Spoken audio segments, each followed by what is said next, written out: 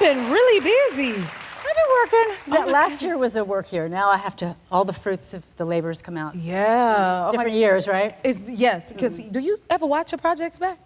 Do I watch them? Yeah. Well, I have to watch them in order to be able to speak about them because you never know what the editor has done. That is true. Is that a good trick? Should I do that? Because sometimes I was taught when I started out, like, don't look back at the work. Oh. So, but is that a look good back. Yeah. Like, Oh. Well, I mean, sometimes it's on when you. Look how old I am. Turning the channel. That's the international symbol for changing the channel. It's still, is it this now? Oh my goodness. That could be your phone. You never know. Congrats on the success of Feud. I heard it's getting Emmy buzz. I beg your pardon? Yeah. That's nice. That's a good four-letter word. Oh my goodness. And then Inside Out is another project. Like you stay busy. I love that movie, and we have been waiting and waiting for this film to come out. I can't wait to see it. It's lovely to work. Grateful for work. And it's about a teenager and emotions. Do you remember when, what do you recall when you were a teenager? Myself or raising one? Because both. It kind of Pick is one, because like, I have a teenager right now. Okay. Okay. Yes. So, okay. Well, your daughter, how old is your daughter? She's asked me not to divulge that. If people want to know her age, then they could ask her themselves. That's what she told me. Was she anything like you when you were a teenager? Oh, yeah. Well, I mean, I hope not, but I'll never know. Occasionally, she'll tell me stories and be like, oh, I could tell you now, Mom. I could tell you now. Oh. You didn't know, And I was like, oh, okay, it makes sense. I had that one coming. Chickens come home to roost. But, I loved her so much, and she loved me, but it was so much fun to embarrass her because it was so easy to do at that age. And driving in the car, and she just kept saying this same phrase over and over to me, and I said, I'm gonna rename you. I'm gonna legally change your name to God, Mom, Stop. I love that. That's the best response. Well, touche. I'm still dining out on this story, so she's accepted me fully now and appreciates my embarrassment. You see, yeah, because my son, he's 14 now, and everything I do embarrasses him. Oh, so will that go away ever? Even this will embarrass him. Oh, yeah! I know. Like, is there any escape around it at all? My inner 14-year-old is still with me. Okay. Is your inner 14-year-old I think so. So, right? I compassion for the 14-year-old. So you were a teenager in Hollywood. Do you remember what your first Hollywood party was like? I remember the first coming to Los Angeles for the first film to come out.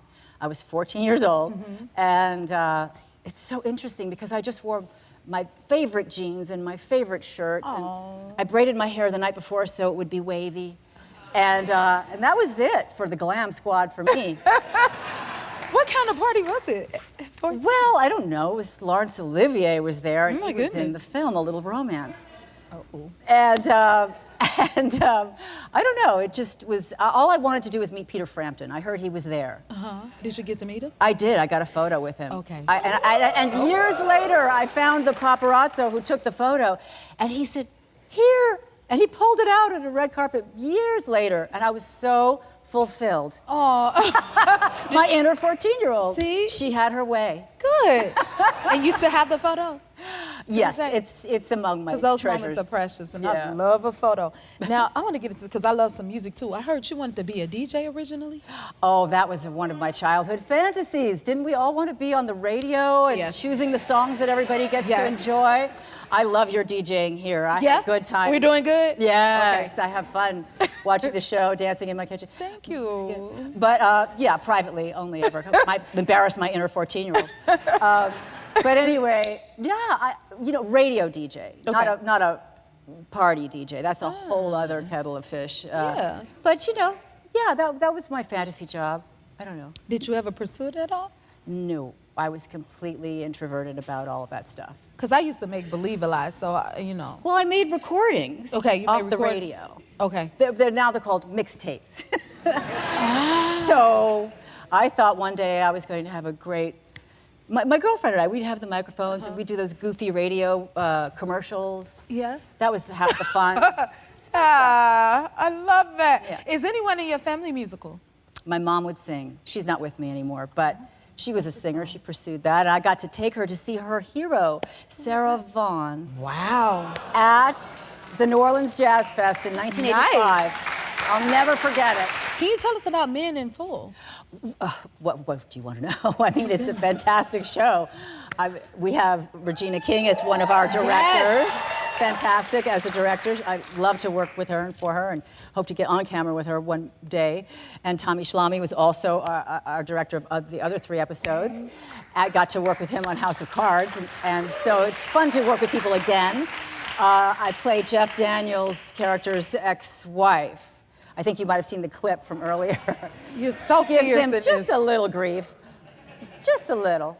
He's so fierce. Oh my goodness. But it's good. I think of it as sort of a morality tale. There's a whole world in Atlanta, and it's taking down this man, and he's fighting back the best he can, and you always wonder if people are going to make the right choice or the wrong choice. And they're constantly being afforded these opportunities, and you just hope that they make the right choice.